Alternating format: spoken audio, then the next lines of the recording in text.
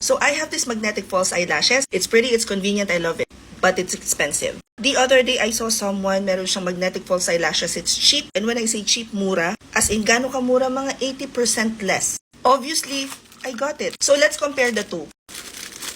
Yung lalagyan, obviously, ang laki ng difference. Ito social, ito naman plastic. Ito para sa akin useful kasi may mirror. The expensive one, may kasama ng pandikit, may kasama na nito, may kasama ring bag. Both of them may kasamang ganito. Different designs, same plastic feels. Now, I think it all boils down to the quality of the lashes. Hindi polido yung gawa. Feeling ko guys, mas malambot itong mura kesa dito sa lashes nung mas mahal.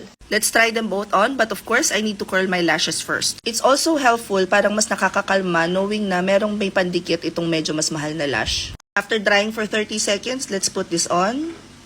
Boom. Remember, may up and down siya dyan, so hindi ka na malilito. And then lalagay mo lang ganyan. Mahal, mura. I'll link both sa yellow basket.